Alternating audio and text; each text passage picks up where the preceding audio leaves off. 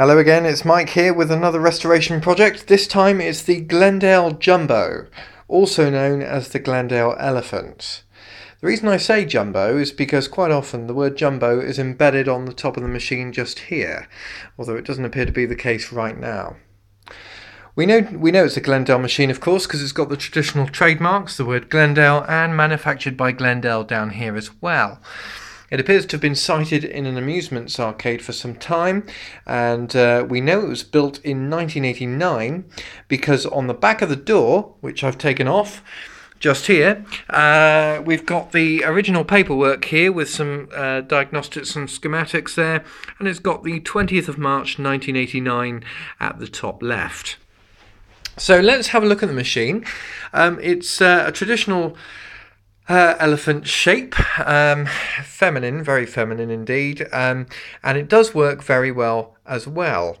Some huge great ears there, very fuzzy felt feel to it.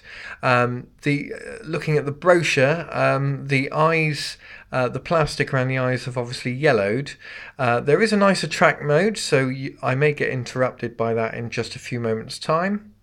This particular item is controlled by a joystick, so the idea is you push it up to move the head up and down and left and right. There is another video, thanks Skylark for the fantastic arcade scenario with that, but I'm sure you all want to see how it works, so well, without further ado, I'll put some money in.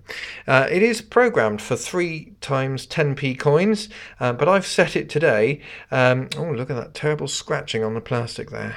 I've set it to just 10 pence a go at the moment, just for the sake of testing. So let's have a go. Game started. Hello, don't I know you? Up a bit, over a bit. Now you'll probably hear in the background, the vacuum cleaner has come on. I think I'm going to clean. Now we've got one problem with this. It doesn't go up. Now I don't think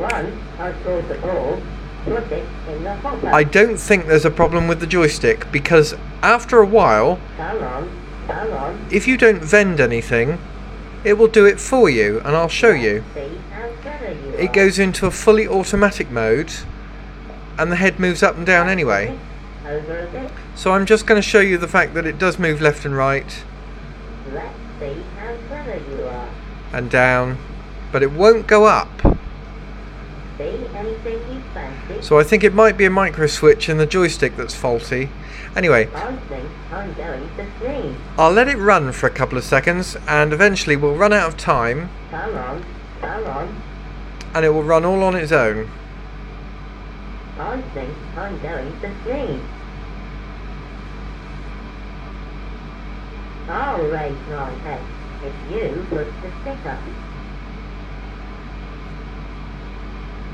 Up a bit, over a bit. Do your best.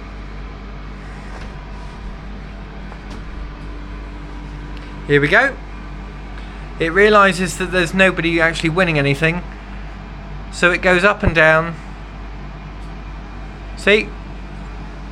And it hunts for an egg and keeps digging until it finds one. And if it doesn't get one, it asks to see the manager.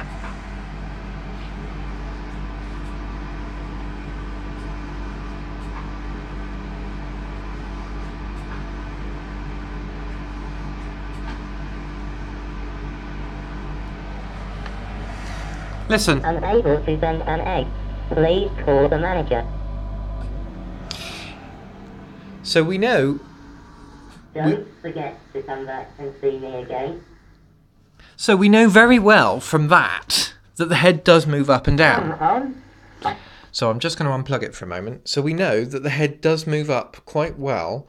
So I would suspect there's a fault with the joystick. So that doesn't worry me entirely. The mechanism and the clockwork and the plastics and everything that control that obviously work fine. You'll probably notice that she has a mouth. Now, it does actually, it is supposed to move. In the back, which I will show you now, you'll see all the components that make the machine work. Now, not everyone's been fortunate enough to see this side of the machine, but here we go. Now, if we lift the flap up there, we can see the hose that runs through to the front and feeds the front of the trunk. Now, underneath, we've got at the base of the machine the usual circuitry here. There are two pot controls. I just want to make sure it's definitely switched off. Yes, it is. So there are two pot controls, and I'll touch them with my fingers. There's one here, and there's one just next to it. There you go. You can see the two of them there. Now, one of them is to control the length of time you have to wait for the attract mode to play, and the other one is the length of game. So the length of time you've got to push your head up and down, hunting for something that's not there. And quite bizarrely and uniquely for Glendale products is something else on the other side of the transformer. I'll see if I can find it.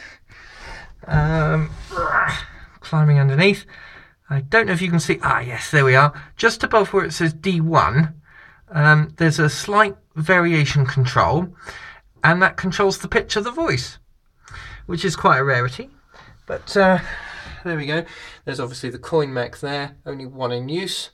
It can be set to require several amounts of 10p coins up to the value of 50p. So you can program that with the dip switches just there, the blue ones, and depending on which position they're in will determine how many coins are needed to go in. Hence why I only needed to put one 10p coin in today. This here, the white device, is the vacuum. Obviously it's sucking air in from one of the holes on the back and then pumping it up through the hose, which then, hang on, no, that's my apologies. It sucks from the hose and then blows out from the back. I do apologise. And yeah, so it's quite a unique design there. So anyway, back to the mechanics of the machine. You can see in here, if I put it there, you can just about see on the left hand side the white cogs. Now that's the cogs that allow the track to allow the head to move up and down, and there's the same for the horizontal action. Oops, sorry. There, remove this skirt here, and there's the same just in there, you see. So that motor here, there's a grey motor just there, and that is the same motor that powers the head movement of the Glendale Parrot, which you may or may not be interested to learn. And if I lift this trim here, we can see obviously when the head moves left and right, that's affected there. Now, when I was talking about the mouth earlier, in here there is a rod. Can you see that very thin piece of wire? Just in there. That is the rod that controls the movement of the mouth, and I'll show you that now. Right, now hold on. Now if I move the rod, you can see that the mouth begins to move, you see. I just can't get a good grip of it. Oh, there we go. And you can notice every time that it talks, the motor activates. So we know the motor's working, but I suspect what's happened is the rod has snapped off somewhere. The only problem is all of this here, this material here, cannot come off. It's all moulded on. So I don't really know what I'm doing past that, to be honest. And I don't really want to tear it to bits just to fix the mouth and then find I break everything else, because it is all plastic in there, it has to be said, with the exception of wiring and some of the metal rodding. It is 1980s plastic, so it is going to be brittle and frail. But I think I definitely need to replace the joystick, because very clearly the up function doesn't work properly. But yet we saw at the end that it can move up and down all on its own. Well, I hope that's gives you a bit of an insight into what's happening in this machine. Obviously, there's the internal light fitting there. And if I switch the power back on... Oh!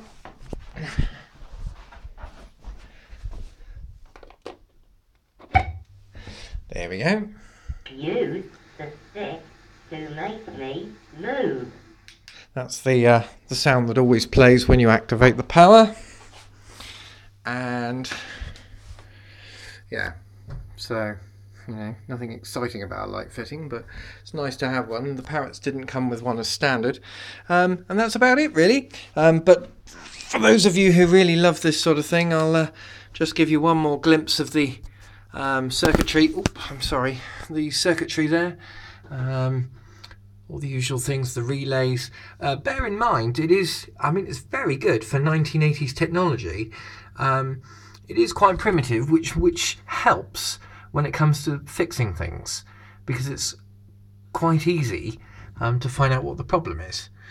There's the Elephant sound chip down the bottom as well, the one with the white sticker on at the bottom, and some of the parts are quite common with the Parrot and the Monkey. Although Amazon Leisure, who manufactured the Rabbit in the clear plastic cases, they had a similar board, but they used the Punch and Judy equipment on every single one of their machines, which makes for interesting viewing. This particular case, known as the Castle case, because of its castle appearance, is very common with Glendale. Also produced a Easter rabbit and a clown. Not the clown that plays the guitar with Toy Time written at the top, but there is a teddy bear clown that vends in a similar sort of way.